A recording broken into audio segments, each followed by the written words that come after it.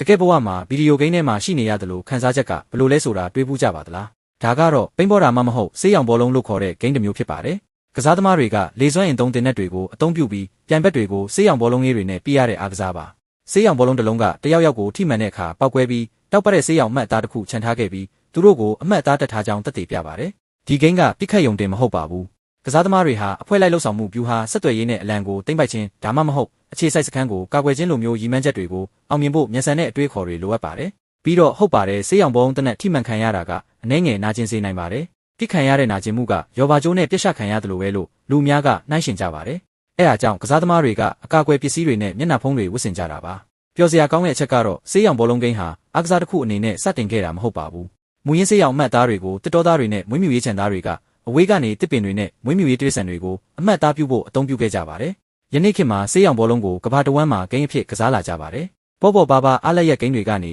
စုငွေတွေနဲ့ professional ပြိုင်ပွဲတွေထိပါဒီဂိမ်းဟာကမ္ဘာစိတ်လှုပ်ရှားစရာအကောင်းဆုံးဗျူဟာအားကစားတွေထဲကတစ်ခုလို့ပြောနိုင်ပါတယ်